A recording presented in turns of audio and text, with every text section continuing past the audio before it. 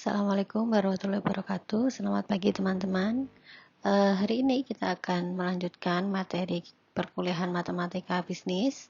Setelah kemarin kalian mengambil UTS, hari ini kita akan melanjutkan materi mengenai diferensial fungsi sederhana.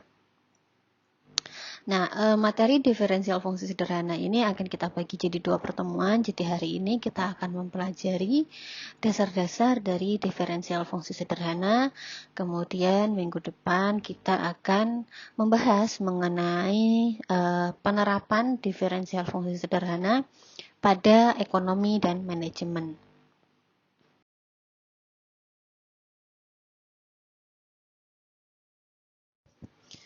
Sebelum masuk ke materi, kita akan review dulu apa saja yang akan kita bahas pada pertemuan hari ini. Ada 5 sub pokok bahasan yang akan kita bahas. Yang pertama mengenai koefisien diferensiasi dan derivatif. Kemudian yang kedua mengenai kaidah diferensiasi. Yang ketiga mengenai hakikat derivatif. Yang keempat adalah derivatif dari derivatif. Dan yang kelima atau yang terakhir adalah hubungan antara fungsi dan derivatifnya. Jadi sebenarnya materi-materi kita hari ini itu masih berkaitan dengan materi minggu sebelumnya mengenai fungsi. Oke, langsung saja kita masuk ke slide berikutnya. Diferensial membahas mengenai tingkat perubahan suatu fungsi sehubungan dengan perubahan kecil dalam variabel bebas fungsi yang bersangkutan. Jadi kenapa diferensial itu penting di dalam ekonomi? Karena di ekonomi itu kita membahas beberapa hal yang ada kaitannya dengan diferensial. Misalkan kita akan melihat perubahan dari sebuah sistem, kemudian kita akan menentukan tingkat maksimum dan minimum sebuah fungsi permintaan atau penawaran, misalkan seperti itu. Nah, untuk lebih jelasnya mengenai penerapan diferensial itu akan dijelaskan minggu depan. Nah, hari ini kita hanya akan membahas mengenai dasar-dasar dari diferensial fungsi sederhana.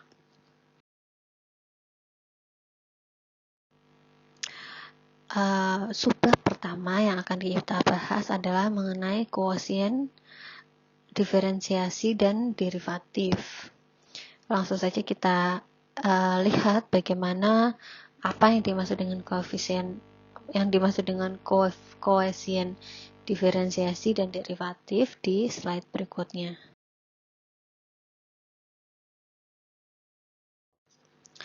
Jika ada fungsi y sama dengan fx. Nah, kalau misalkan x itu kan namanya variabel.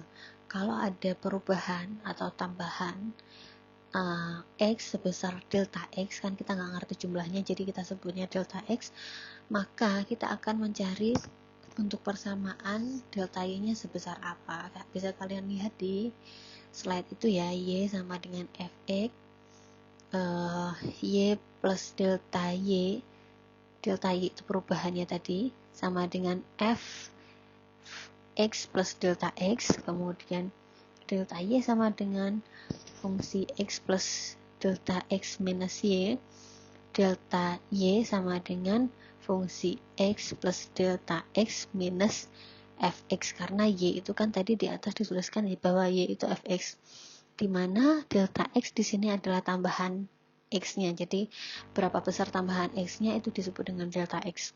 Dan delta y adalah tambahan y yang berkenaan dengan tambahan x. Jadi delta y ini perubahannya mengikuti perubahan x atau delta x-nya. Sampai sini bisa dipahami ya. Jadi kalau misalkan x-nya ini tidak berubah, fungsinya adalah y sama dengan fx. Tapi kalau misalkan ada perubahan kenaikan terhadap x-nya sebesar delta x, maka delta y-nya bisa kalian lihat fungsinya ada di slide itu gitu, yang tadi sudah kita bahas. Jadi delta y ini timbul karena adanya delta x. Kalau misalkan delta x-nya tidak berubah atau x-nya tidak bertambah atau berkurang, berarti nggak ada delta y. Jika ruas kiri dan kanan delta x dibagi, maka diperoleh fungsi sebagai berikut. Delta y per delta x sama dengan fungsi x plus delta x minus fx per delta x. Ini kalau misalkan ruas kanan sama ruas kirinya sama-sama dibagi, jadi fungsi yang terakhir kita dapatkan tadi dibagi dengan delta x. Nah, bentuk dari delta y per delta x inilah yang disebut dengan hasil bagi perbedaan atau kuosien diferensiasi, mencerminkan tingkat perubahan rata-rata variabel terikat y terhadap variabel bebas x. Jadi ini delta y delta x ini yang disebut dengan hasil bagi perbedaan atau kuosien diferensiasi. Tadi kan kita di bagian pertama ini membahas mengenai kuosien diferensiasi. Nah, kuosien diferensiasi itu mencerminkan perubahan rata-rata variabel y yang berkaitan perubahan variabel x. Sampai sini bisa dipahami ya. Nah, untuk memperdalam yang bagian pertama ini, kita lihat contoh soalnya di slide berikutnya. Oke, contoh soalnya adalah tentukan koefisien diferensiasi dari y sama dengan 3x kuadrat minus x. Tulis dulu soalnya di baris pertama, y sama dengan 3x kuadrat minus x. Nah, koefisien diferensiasi tadi kan penambahan delta x yang menyebabkan penambahan delta y ya. Jadi kita tulis nih di sini karena ada pertambahan delta x, maka delta y-nya berubah. Jadi y plus delta y perubahannya sama dengan 3 dikali x-nya adalah x plus delta x, karena x-nya itu mengalami perubahan sebesar delta x. Paham ya? Jadi kalau x-nya sendiri berarti kan tadi x kuadrat. Tapi karena ada pertambahan x sebesar delta x, maka x-nya itu diganti dengan x plus delta x kuadrat. Minus di belakangnya itu x lagi, berarti x plus delta x. Kemudian kita selesaikan dulu perkalian yang ada di dalam kurung ini. Tulis lagi y plus delta y sama dengan 3 kali x kuadrat, jadi x kuadrat plus 2x kali delta x plus delta x kuadrat minus x minus delta x. Kemudian y plus delta y sama dengan 3x kuadrat dikalikan ya. Kemudian 6x delta x plus 3 delta x kuadrat minus x minus delta x. Sehingga delta y-nya adalah y-nya dipindah ke sisi yang kanan. 3x kuadrat plus 6x delta x plus 3 delta x kuadrat minus x minus delta x minus y. Kita selesaikan yang ada di situ. Y-nya tadi kan di soal y itu sama dengan 3x kuadrat minus x. Jadi y-nya kita ganti dengan soal yang tadi, nominalnya yang tadi 3x kuadrat plus x. Jadi delta y ketemu sampai di sini ya, baris kedua dari bawah itu. Delta y sama dengan 6x dikali delta x plus 3 dikali delta x kuadrat minus delta x. Karena kan ini 3x kuadratnya dikurangi tadi ya, udah hilang gitu. Nah, setelah sampai di sini, kita bagi sisi yang di kanan dengan sisi yang di kiri dengan delta x, karena kita akan mencari dy dx, yang mana dy dx itu adalah kuosien diferensiasinya. Jadi delta y per delta x sama dengan 6x dikali delta x plus 3 dikali delta x kuadrat min delta x per delta x.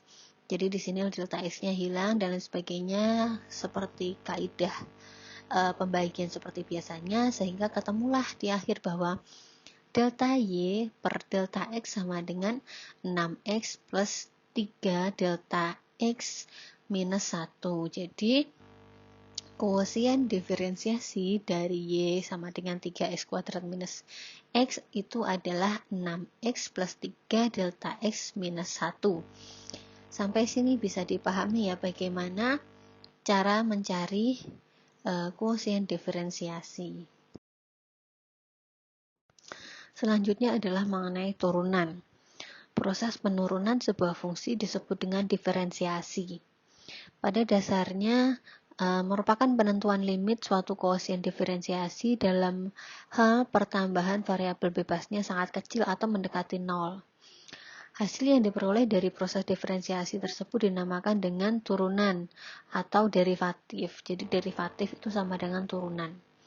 Dengan demikian, jika Y sama dengan fx, maka koefisien diferensiasinya, ini masih fungsi yang ada di slide sebelumnya tadi ya, delta Y per delta X sama dengan fungsi X plus delta X min fungsi X per delta X. Ini masih menggunakan yang di slide sebelumnya.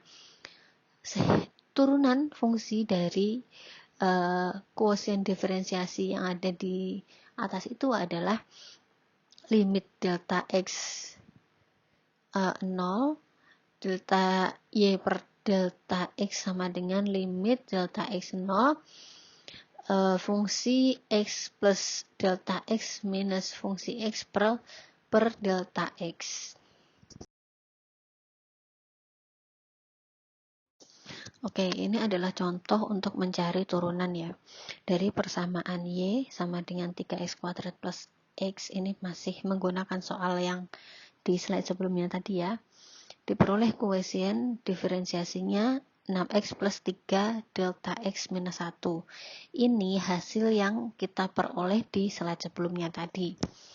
Nah, turunannya adalah limit delta X 0, delta Y per delta X sama dengan limit delta X 0, fungsi dari 6X plus 3 delta X minus 1, di mana X-nya adalah 0 ya, kalian lihat di fungsi limitnya itu.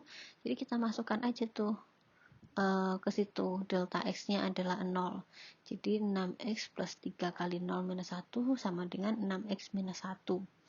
Jadi turunan dari fungsi derivatif Y sama dengan 3X kuadrat plus X adalah limit delta X 0, delta Y, delta X sama dengan 6X minus 1.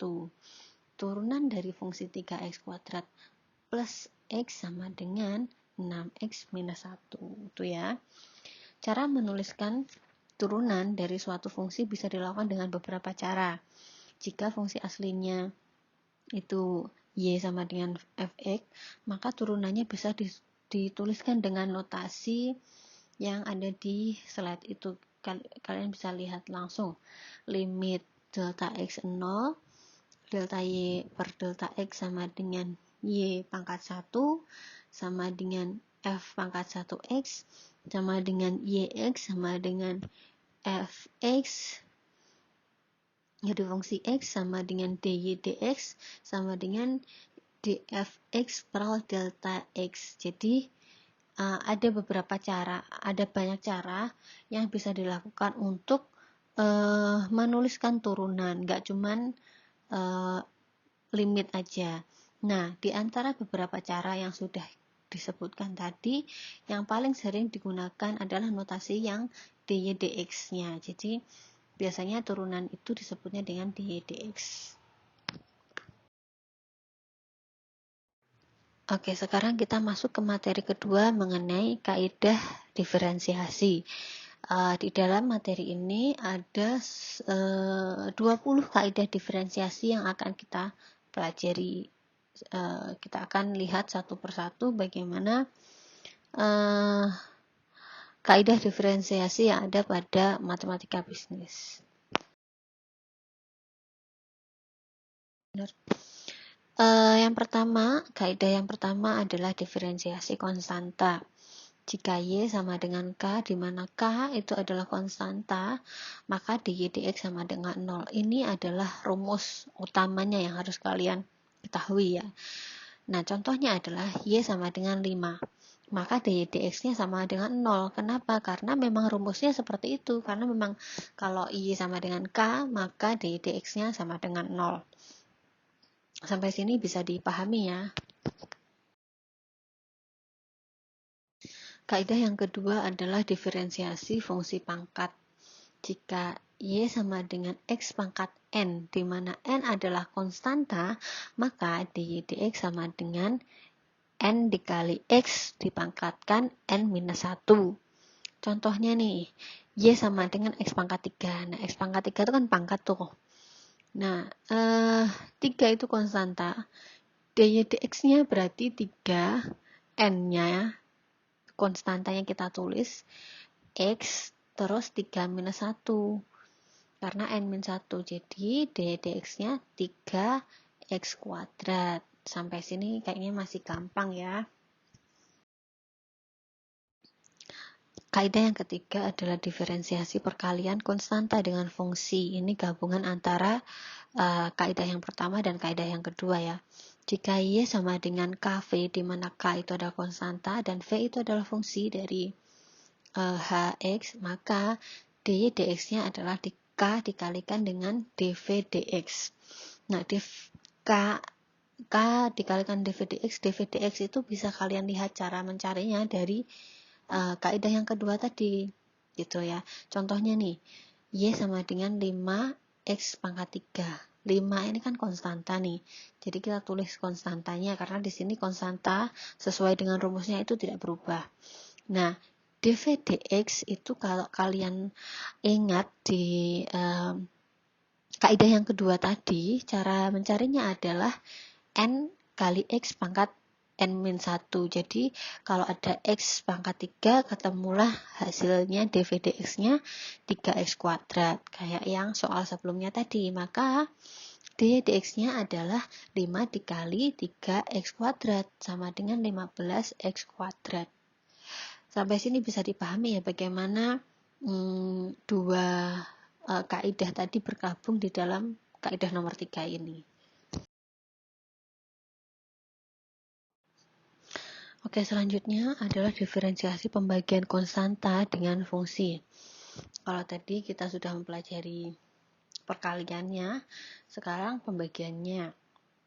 Rumusnya adalah jika Y sama dengan K per V, di mana V ini fungsi dari Hx, maka dy dx sama dengan K dikali dv dx per V kuadrat. Contohnya nih, Y sama dengan 5 per X pangkat 3. K-nya itu yang di atas, yang 5. V-nya yang di bawah. Ingat ya, kita lihat struktur penulisannya di sini ya. V-nya itu X pangkat 3. Nah, dy dx-nya adalah K 5 dikali dv per dx. dv per dx tadi sudah ada di slide sebelumnya ya. Bisa kalian lihat 3x kuadrat per V kuadrat. V-nya adalah X3, X pangkat 3.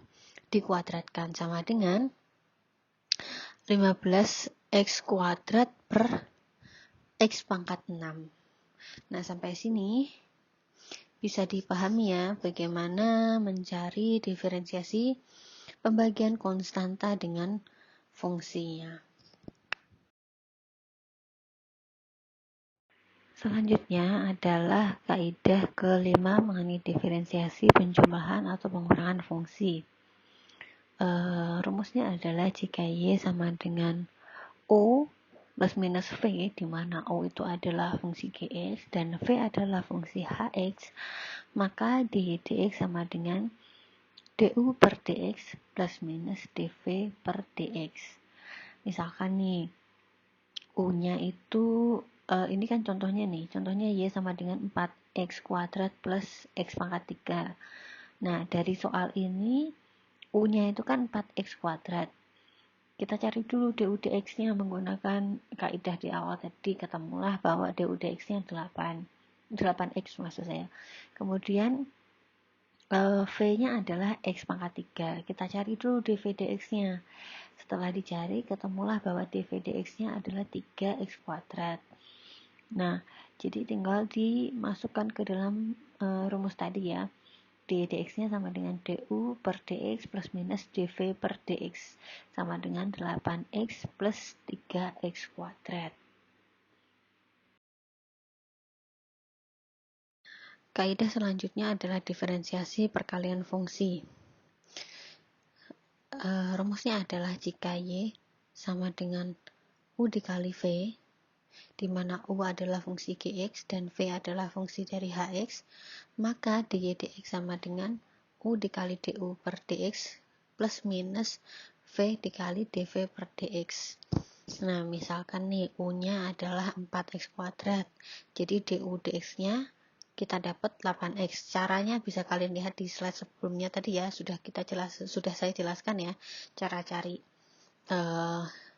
diferensiasi dari fungsi pangkat.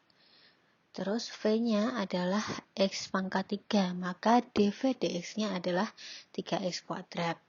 Nah, contoh pertanyaannya adalah Y sama dengan 4X kuadrat dikali X pangkat 3. Maka dy dx-nya adalah U dikali du per dx plus minus V dikali dv per dx. Nah, kita udah tahu kan tadi U dikali du dx-nya, U-nya itu 4x kuadrat, du dx-nya 8x, plus V-nya itu X pangkat 3, dikali dv dx-nya itu 3x kuadrat sama dengan 12x pangkat 4 plus 8x pangkat 4. Hasilnya adalah 20x pangkat 4. Sampai sini bisa dipahami ya. Selanjutnya adalah diferensiasi pembagian fungsi. Rumusnya adalah jika Y sama dengan U per V, di mana U itu adalah fungsi Gx dan V itu adalah fungsi Hx, maka dy dx sama dengan V dikali du dx min U dikali dy dx per V kuadrat. Nah, misalkan U-nya itu adalah di soal itu kan 4x kuadrat, jadi du dx-nya adalah 8x, kemudian V-nya itu X pangkat 3, jadi dv dx-nya adalah 3x kuadrat. Nah, contohnya tadi ya, Y sama dengan 4x kuadrat per X pangkat 3. Nah, dy dx-nya seperti apa? Dy dx-nya adalah V atau X pangkat 3 dikali du dx 8x minus U-nya kan 4x kuadrat dikali dv dx 3x kuadrat per V kuadrat. V-nya X pangkat 3 dikalikan dipangkatkan 2. Jadi hasilnya adalah 8x pangkat 4 minus 12x pangkat 4 per x pangkat 6. Hasilnya adalah minus 4 per x pangkat 2 atau sama dengan minus 4x pangkat minus 2. Ini sebenarnya gabungan antara materi diferensiasi dengan materi pertemuan kita pertama mengenai akar pangkat logaritma. Semoga kalian masih ingat ya bagaimana kaidah-kaidah perpangkatan di dalam matematika. Selanjutnya adalah diferensiasi fungsi komposit. Fungsi komposit itu terjadi ketika fungsinya itu sebenarnya adalah bagian dari fungsi. Nah, rumusnya adalah jika Y sama dengan fungsi U, di mana U itu adalah fungsi Gx, dengan kata lain Y sama dengan fungsi dari Gx, maka dy dx-nya sama dengan dy dx dikali du dx. Contoh soalnya, Y sama dengan 4x pangkat 3 plus 5 kuadrat. Nah, U-nya adalah 4x pangkat 3 plus 5 itu ya, sehingga Y sama dengan U kuadrat. Nah, du dx-nya bisa kalian cermati, di situ kita gunakan kaidah yang sebelumnya tadi dari 4x pangkat 3 itu, du dx-nya kita dapat 12x pangkat 3. Dan dy dx-nya kita dapat dari U kuadrat, yaitu jadinya 2U. Sehingga dy dx-nya itu adalah perkaliannya ya, dy dx dikali du dx. Dy dx-nya adalah 2U. Terus du dx-nya 12x pangkat 3. Sama dengan 2 dikali 4x pangkat 3 plus 5 sama dengan 96 x pangkat 5 plus 120 x kuadrat. Mungkin kalian perlu menuliskan atau memahami secara pelan-pelan. Lebih baik kalau dituliskan perhitungannya dari awal. Jadi kalian akan lebih memahami materi ini karena materinya cukup rumit ya kalau misalkan kita jelaskan dengan menggunakan voice note pun. Tetapi kalau kita menjelaskan dengan video conference nanti mungkin ada banyak kendala seperti sinyal sehingga hasilnya sama saja kurang maksimal.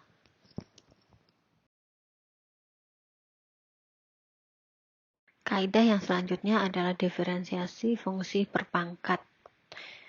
Rumusnya adalah jika Y sama dengan U dipangkatkan N, U-nya ini adalah fungsi Gx, dan N itu adalah konstanta, maka dy dx-nya adalah N dikali U pangkat N-1, ini kaidah yang pertama tadi ya, dikalikan dengan du dx. Contoh soalnya, Y sama dengan 4x pangkat 3 plus 5 kuadrat. Nah, di sini misalkan U-nya itu adalah 4x pangkat 3 plus 5 ya, karena U-nya itu yang ada di dalam kurung. Nah, konstantanya itu yang nomor 2 itu. Sehingga du dx-nya kita ambil dari U-nya itu, ketemu 12x pangkat 2. Nah, dy dx-nya adalah N dikali U pangkat N-1 dikali du dx. Jadi dy dx-nya sama dengan 2 dikali 4x pangkat 3 plus 5 dikali 12x pangkat 2. Jadi 96x pangkat 5 plus 120x kuadrat. Kaidah selanjutnya yaitu diferensiasi fungsi logaritmik. Rumusnya adalah jika Y sama dengan A log X, di situ bisa kalian lihat ada logaritma di situ ya, maka dy dx-nya sama dengan 1 per X log A. Contoh soalnya, Y sama dengan 5 log 2, dy dx-nya sama dengan 1 per X log A sama dengan 1 per X-nya itu 2, log A-nya itu 5. Jadi tinggal dibalik aja. Kalau yang ini saya rasa mudah dipahami ya. Selanjutnya adalah diferensiasi fungsi komposit logaritmik. Ingat tadi komposit berarti ada fungsi di dalam fungsi dan sekaligus di sini adalah ada fungsi log gitu ya. Nah, jika Y sama dengan A log U, di mana U-nya itu adalah fungsi dari Gx, maka dy dx-nya adalah A log E per U dikali du dx. Jadi dy dx-nya sama dengan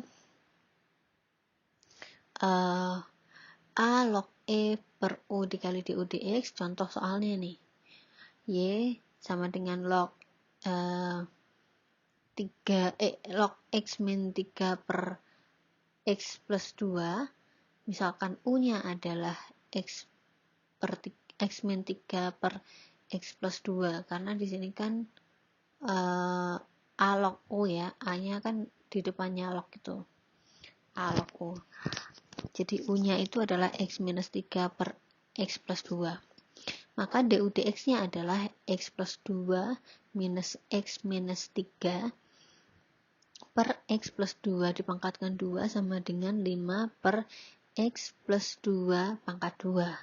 Jadi dy dx-nya adalah A log E per U dikali du dx. Jadi log E per U-nya itu kan tadi X minus 3 per X plus 2. Dikali du dx-nya kan udah kita cari itu tadi di atas. 5 per X plus 2 dipangkatkan 2.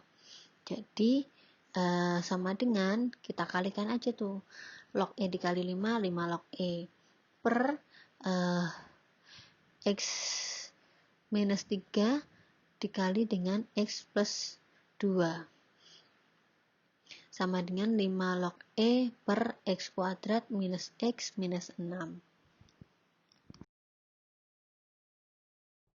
Kaidah yang ke-12 adalah diferensiasi fungsi komposit logaritmik berpangkat. Jadi ini gabungan dari tiga kaidah gitu ya. Jika Y sama dengan A log U dikalikan N. di mana U-nya adalah Gx dan N-nya adalah konstanta, maka rumusnya adalah dy dx sama dengan dy du dikalikan dengan A log E per U dikalikan du dx. Contohnya nih, Y sama dengan log 5x kuadrat dipangkatkan 3. U-nya adalah 5x kuadrat ya. Bisa kalian lihat nih gimana penulisannya A log U. Jadi U-nya itu yang di belakang lognya gitu ya. U-nya 5x kuadrat. Jadi du dx-nya adalah 10x. Kenapa du dx-nya 10x? Kan ingat tadi kalau ada pangkat kayak gini berarti 2 dikali 5, 2 minus 1 jadi 10x. Du dx-nya adalah 3 log 5x kuadrat dikalikan atau dipangkatkan 2 log E per 5x2 dikalikan 10x sama dengan 30x dikali log 5x kuadrat pangkat 2 log E per 5x kuadrat sama dengan 6 per x log 5x kuadrat pangkat 2 log E. Mungkin kalian perlu memahami pelan-pelan ya materi yang ini karena gabungan dari beberapa kaidah, jadi mungkin akan sedikit lebih rumit daripada kaidah-kaidah yang di awal yang simpel-simpel tadi. Selanjutnya adalah diferensiasi fungsi logaritmik Napier. Rumusnya adalah jika Y sama dengan log X, maka dy dx-nya adalah 1 per N. Logaritmik Napier ya, jadi lambangnya ln. Contohnya adalah Y sama dengan ln 5. Maka dy dx sama dengan 1 per X, yaitu 1 per 5. Ini kayaknya masih gampang nih. Kaidah selanjutnya, kaidah ke-14 adalah diferensiasi fungsi komposit logaritmik Napier. Jadi ini gabungan ya antara fungsi komposit dan logaritmik Napier. Jika Y sama dengan ln U, di mana U-nya adalah Gx, ini kompositnya, maka dy dx sama dengan 1 per U dikalikan du dx. Contohnya, Y sama dengan log x min 3 per x plus 2. U-nya adalah x min 3 per x plus 2. Bisa kalian lihat tuh di soalnya ya, di rumusnya ya, ln U berarti U-nya kan yang ada di belakang ln. Jadi du dx-nya adalah 5 per x plus 2 kuadrat. Ini carinya menggunakan kaidah yang di awal tadi nomor 2 kalau nggak salah. Nah, dy dx-nya adalah 1 per U dikali du per dx. Karena 1 per U itu kan tadi kan U-nya adalah x min 3 per x kuadrat. Nah, kalau 1 per U berarti kan dibalik tuh. Jadi x plus 2 per x min 3 dikalikan du dx-nya tadi kita sudah cari itu 5 per x plus 2 kuadrat. Jadi dy dx-nya sama dengan 5 per x kuadrat minus x minus 6. Selanjutnya adalah diferensiasi fungsi komposit logaritmik Napier berpangkat. Nah, nih gabungan dari berapa tuh komposit, logaritmik Napier dan berpangkat. Berarti ada gabungan dari 3 kaidah ya. Nah, jika Y sama dengan ln U pangkat N, di mana U-nya adalah Gx, fungsi Gx, dan N itu adalah konstanta, maka rumus dari dy dx-nya adalah dy du dikali 1 per U dikali du per dx. Contoh soalnya adalah Y sama dengan ln 5x kuadrat pangkat 3. U-nya bisa kalian lihat ya di situ berarti 5x kuadrat itu U-nya. Kita cari dulu du per dx-nya, itu sama dengan 10x. Jadi dy dx-nya adalah 3. 3 itu diambil dari dy dx-nya adalah 3 log 5 x kuadrat pangkat 2 itu diambilnya dari dy dx-nya dikalikan 1 per 5x kuadrat itu 1 per u-nya, du dx-nya itu 10x.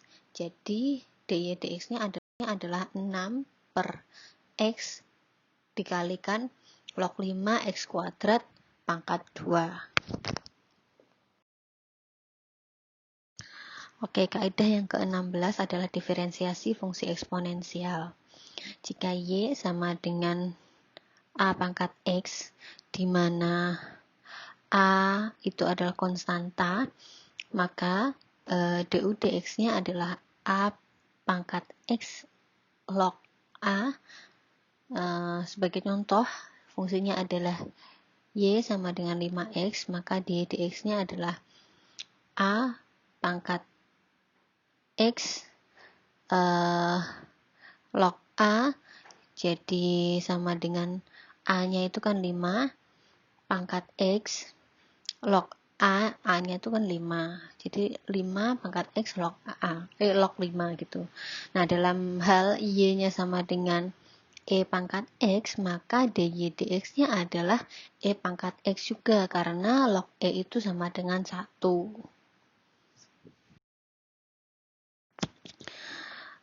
Kaidah selanjutnya adalah diferensiasi fungsi komposit eksponensial. Ini gabungan dari dua kaidah ya, komposit dan eksponensial. Rumusnya adalah jika y sama dengan a dipangkatkan u, maka di mana u-nya adalah gx, maka dy dx-nya adalah a pangkat u log a du dx. Contoh soalnya, y sama dengan 3x kuadrat minus 4. U-nya ini kan fungsi tuh. Misalkan U, jadi di situ U-nya itu kan 3x kuadrat minus 4 tuh. Kita cari dulu du dx-nya. Setelah kita cari du dx-nya, ketemulah 6x du dx-nya tuh.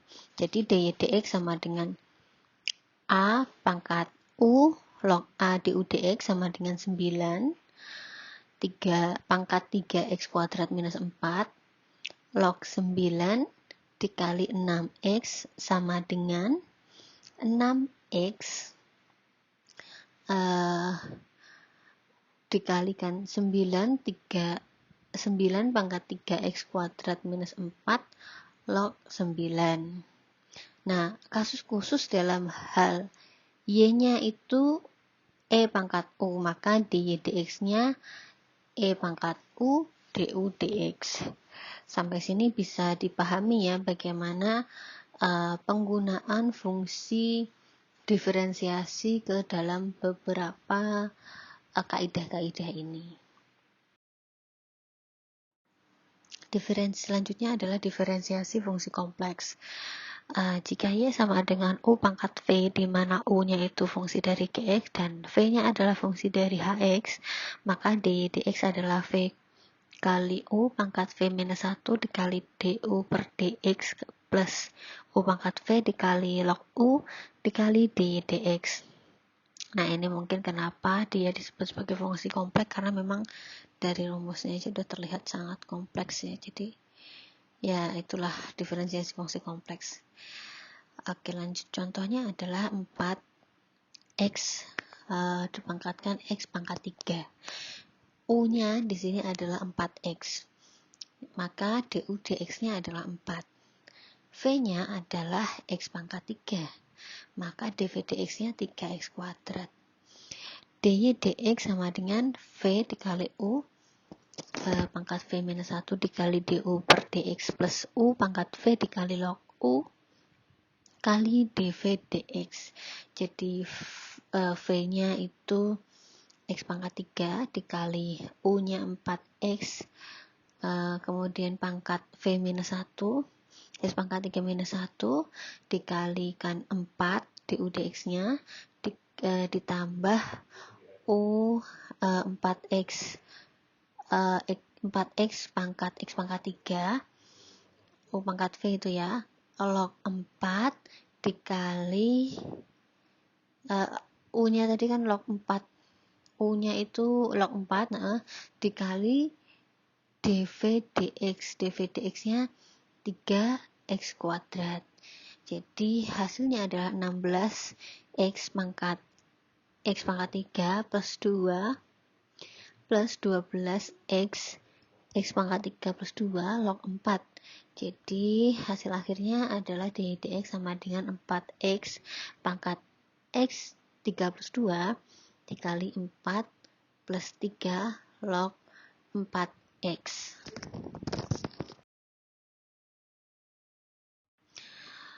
Kaidah selanjutnya adalah diferensiasi fungsi balikan. Jika y sama dengan fx dan x adalah gy, adalah fungsi-fungsi yang saling berbalikan atau inverse functions, maka dy dx sama dengan 1 per dx per dy. Contoh soalnya, x-nya nih sama dengan 5y plus 0,5y pangkat 4. Jadi dy dx-nya, dx dy-nya adalah 5 plus 2y pangkat 3. Nah, dx dy-nya ingat ini dicari dari kaidah yang kedua tadi ya, cara mencarinya nanti bisa kalian lihat lagi. Jadi dy dx sama dengan 1 per dx per dy. Dx dy-nya tadi kita udah cari, jadi 1 per 5 plus 2y pangkat 3. Kaidah dari diferensial yang terakhir adalah diferensiasi implisit. Jika f, x, y sama dengan 0 merupakan fungsi implisit sejati atau tidak mungkin dieksplisitkan, maka dy dx dapat diperoleh dengan mendiferensiasikan suku demi suku dengan menganggap y sebagai fungsi dari x. Contoh soalnya, 4xy kuadrat minus x kuadrat plus 2y sama dengan 0. Tentukan dy dx-nya. 8 kita kaliin dulu ya yang ini. 8xy dy dx plus 4y kuadrat min 2x plus 2 dy dx sama dengan 0. 8xy plus 2 dikali dy dx sama dengan 2x min 4y kuadrat. Sehingga dy dx-nya adalah 2x minus 4y kuadrat per 8xy plus 2 sama dengan x minus 2y kuadrat per 4xy plus 1.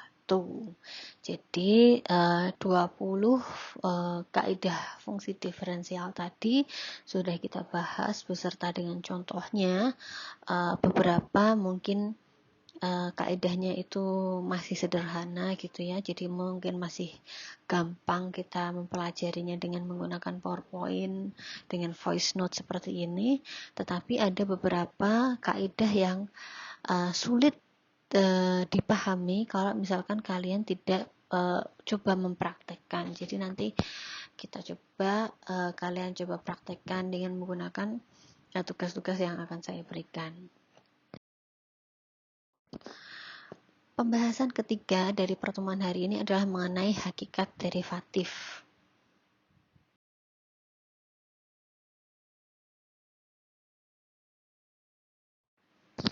dy dx itu terdiri dari sebuah suku. dy dinamakan dengan diferensial y. dx merupakan diferensial dari x. Diferensial dari x dx adalah delta x. Diferensial dari y dy adalah dy per dx kali delta x.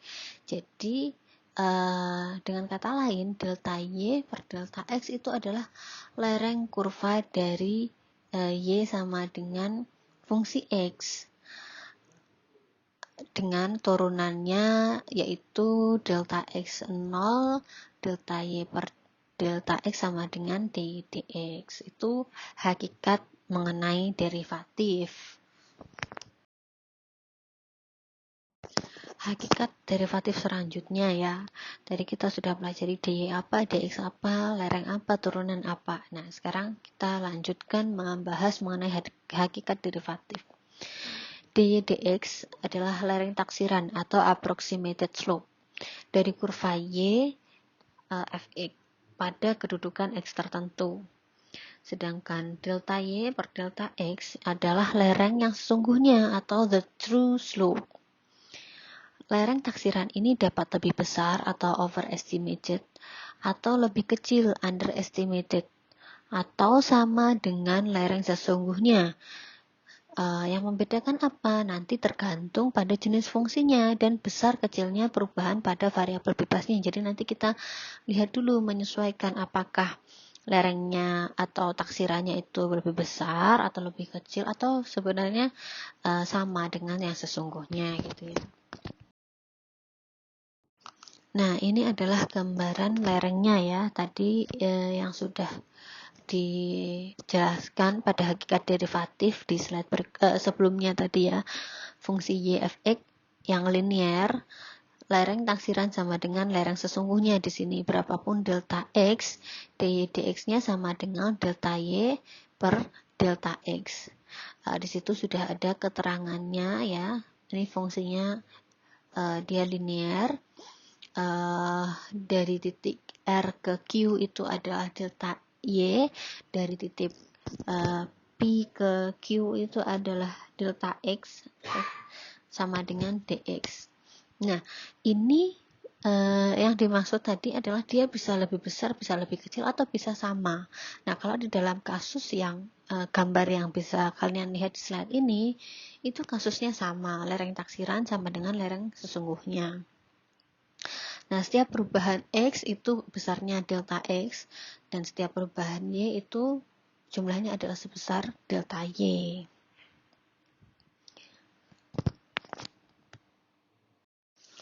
Nah, ini contoh hakikat derivatif di mana taksirannya lebih besar atau lebih kecil dari lereng yang sesungguhnya. Nah, itu terjadi ketika fungsi y sama dengan fx-nya itu tidak linear atau non-linear. Bisa kalian lihat di situ ada gambar A dan gambar B. Gambar A itu menunjukkan dy-nya lebih besar dari delta y, jadi dia overestimated. Kalau yang gambar B itu dy-nya kurang dari delta y, jadi dia underestimated. Untuk keterangan lebih detailnya bisa kalian lihat tuh di gambarnya ya. Itu ada garis linearnya yang menunjukkan sama tadi.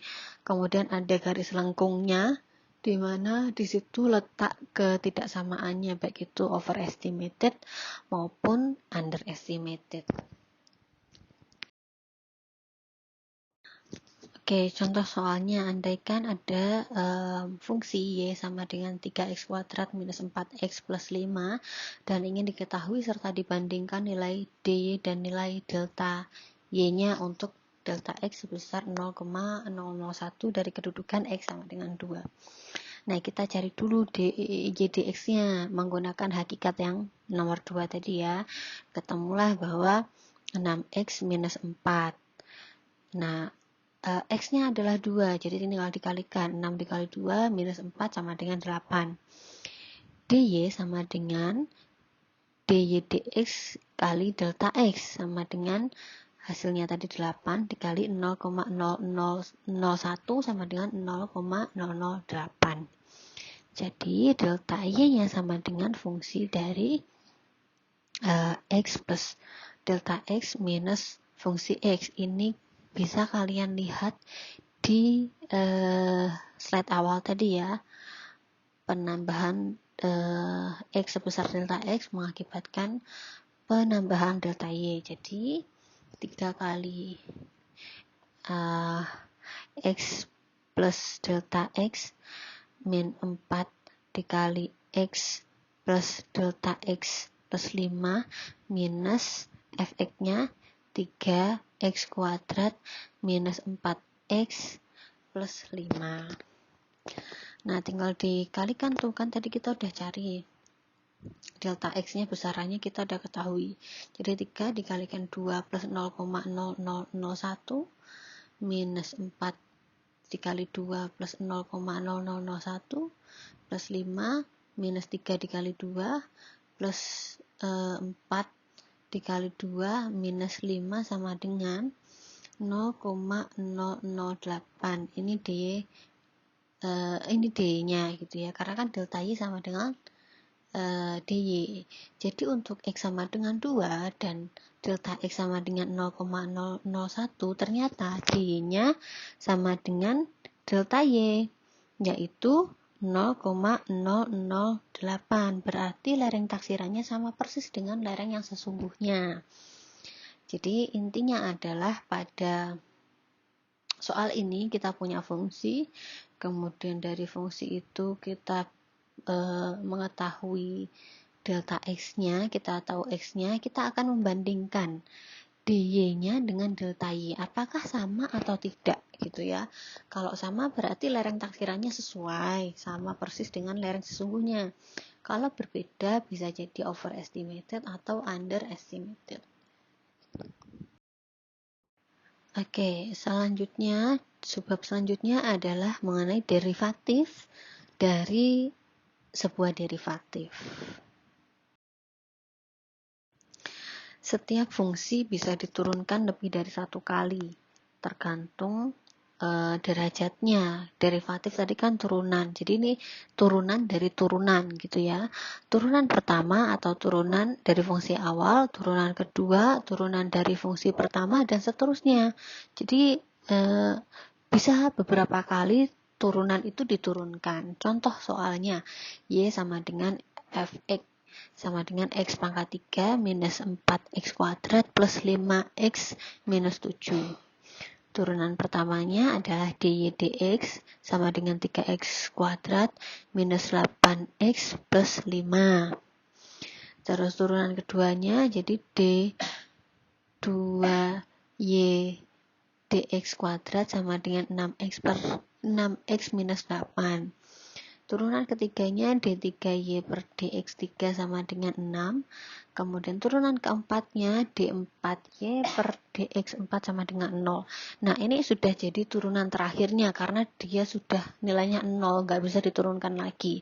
Sedangkan kalau dari yang pertama ya, baris pertama di contoh soalnya itu, dia masih bisa diturunkan gitu loh. Pakai kaidah ya. Ingat ini sebagian besar kita akan menggunakan kaidah yang nomor 2 tadi, yang pangkat ya, 3x kuadrat, karena 3 dipindah ke depan terus n-1 itu kan tadi. Jadi sampai sini bisa dipahami ya bagaimana bentuk dari derivatif atau bentuk turunan dari turunan gitu. Nah, kita akan membahas subbab terakhir di perkuliahan kita, yaitu mengenai hubungan antara fungsi dan derivatifnya. Dengan mengetahui hubungan antara fungsi dan derivatifnya, besaran turunan pertama dan turunan kedua akan bisa dikenali untuk bentuk gambar dari fungsi tersebut. Kita akan mengetahui kurva menaik atau menurun, titik ekstrimnya, dan juga titik beloknya. Jadi kita perlu melihat hubungan antara fungsi dan derivatifnya. Nah, kita nanti akan melihat melalui contoh soal yang ada di slide berikutnya. Nah, ini contoh soalnya ya. Fungsinya adalah 1 per 3 X pangkat 3 minus 4X kuadrat plus 12X minus 5. Itu kalau kalian perhatikan, kita menggunakan materi pertemuan minggu kemarin, ini adalah fungsinya fungsi kubik. Fungsi kubik karena dia pangkatnya 3 ya. Kemudian diturunkan nih, dy dx sama dengan x kuadrat minus 8x plus 5. Nah, ini sudah masuk fungsi kuadrat karena pangkat tertingginya 2. Kemudian diturunkan lagi jadi d2y per dx2 sama dengan 2x minus 8. Ini fungsi linear karena pangkat tertinggi variabelnya cuma 1. Nah, diturunkan lagi jadi dia d3y dx3 sama dengan 2. Ini tinggal konstanta saja di sini gitu. Nah, perhatikan pengurangan derajat fungsi pada masing-masing turunan. Jadi, turunan pertama itu yang paling tinggi. Kemudian turunan kedua diturunkan 1. Turunan ketiga diturunkan 1 lagi. Dan seterusnya gitu sampai habis atau sampai konstanta mungkin ya. Nah, kita akan melihat dari turunan itu kita akan lihat apakah fungsinya ini menaik atau menurun di dalam kurva. Turunan pertama dari sebuah fungsi nonlinear dapat digunakan untuk menentukan apakah kurva dari fungsi yang bersangkutan menaik atau menurun pada kedudukan tertentu. Nah, rumusnya sudah ada di slide itu ya. Jadi kalau misalkan fungsi A itu lebih besar dari 0,y, jadi fungsi x-nya adalah menaik. Kalau fungsi A-nya kurang dari 0,y sama dengan fungsi x-nya adalah menurun. Nah, gambarnya bisa kalian lihat di bagian kiri di slide ini ya. Bagaimana lerengnya itu membentuk tanjakan positif, naik, kemudian membentuk lereng negatif fungsi menurun gitu ya. Nah, titik ekstrim fungsi parabolik ini sebenarnya pernah kita bahas di pertemuan kemarin ya, yang fungsi nonlinear itu. Tapi karena ada hubungannya dengan materi kita hari ini, kita akan sedikit singgung mengenai fungsi titik ekstrim fungsi parabolik. Turunan pertama dari fungsi parabolik y adalah fx, berguna untuk menentukan letak titik ekstrimnya. Sedangkan turunan kedua berguna untuk mengetahui jenis titik ekstrim yang bersangkutan. Ingat, yang digunakan di sini adalah turunan pertama dan turunan yang kedua. Perhatikan fungsi parabolik berikut dan turunan-turunannya serta hubungan secara grafiknya.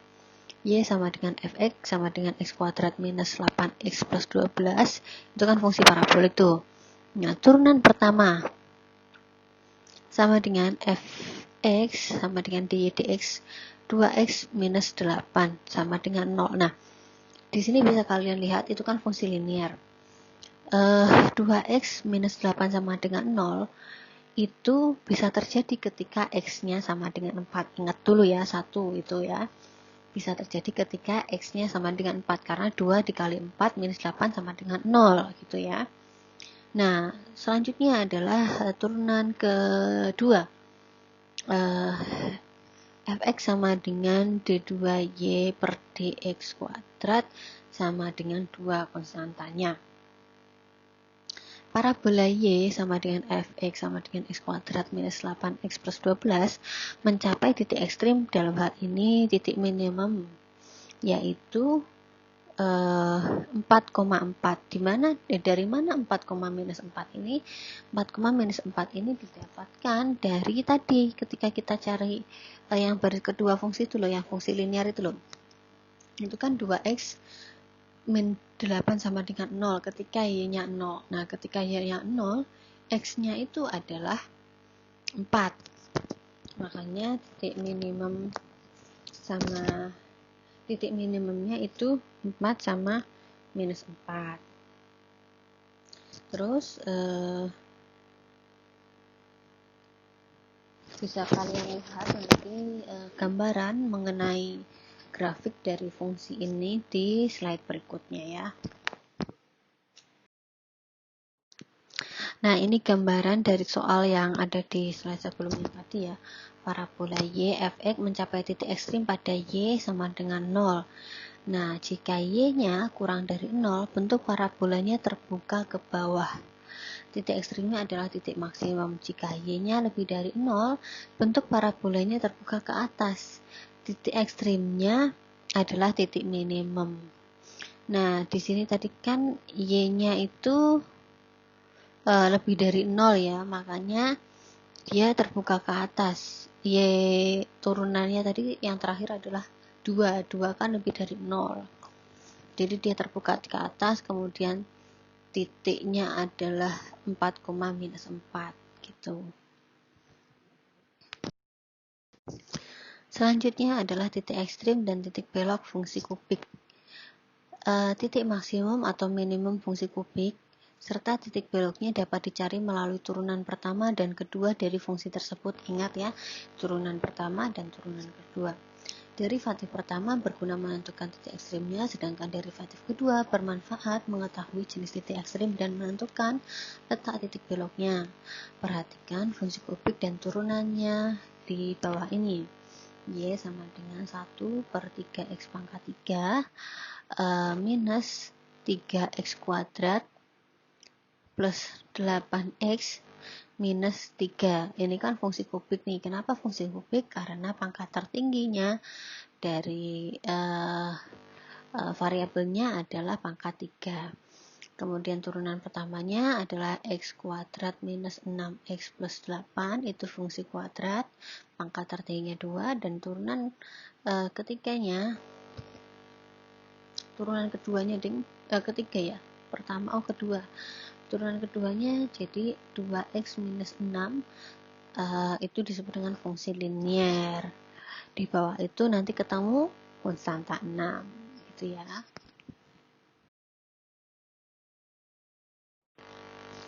Selanjutnya titik ekstrim dan titik belok dari fungsi kubik.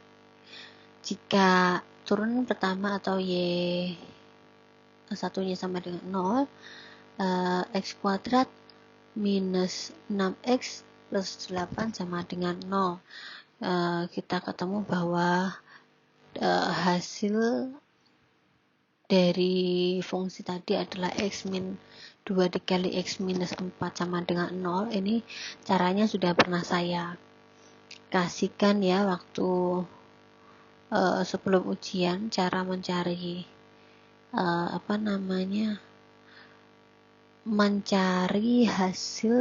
mencari perkalian dari sebuah fungsi kuadrat gitu ya. Kemudian diperoleh bahwa x1-nya adalah 2, x2-nya adalah 4. Untuk x1 sama dengan 2 dimasukkan pada persamaan kubik maksudnya. Maka y sama dengan 3,67. Titiknya adalah 2,367. Titik ekstrimnya maksimum. Untuk x1 sama dengan 2 apabila dimasukkan ke dalam turunan kedua, maka y2 sama dengan minus 2 kurang dari 0 atau turunan keduanya itu negatif. Nah, untuk x2 sama dengan 4 dimasukkan pada persamaan kubik, maka y-nya sama dengan 2,33. Maka titiknya adalah 4,233. Titik ekstrimnya minimum. Nah, untuk x2 sama dengan 4, apabila dimasukkan dalam turunan kedua, maka y2-nya sama dengan 2 lebih dari 0. Atau turunan keduanya positif. Jika y2-nya sama dengan 0, maka 2x minus 6 sama dengan 0. Jadi kita temukan bahwa nilai x-nya itu 3 dan minus 3. Itu bisa kita lihat ketika kita memasukkan ke dalam persamaan kubik tadi ya. Jadi titik beloknya adalah 3,3.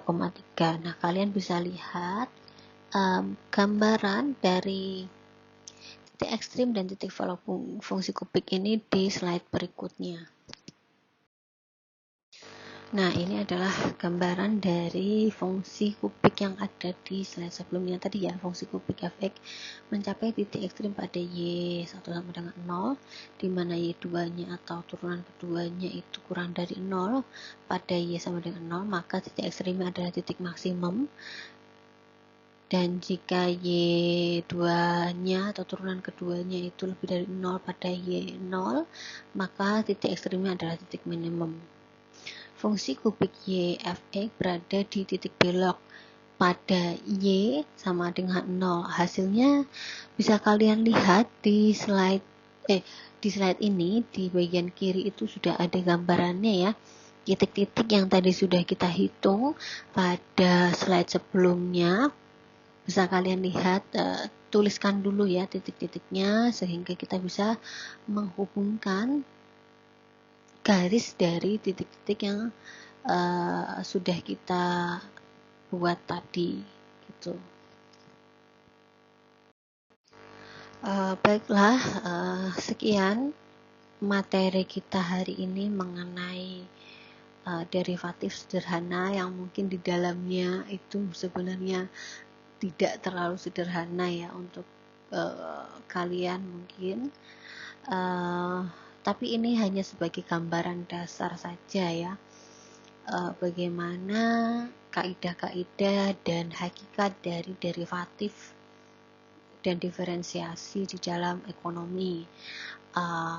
Kalian akan lebih fokus pada penerapannya di dalam manajemen dan ekonomi. Jadi ini tadi sebagai dasarnya, untuk penerapannya akan kita bahas lebih lanjut pada pertemuan minggu depan.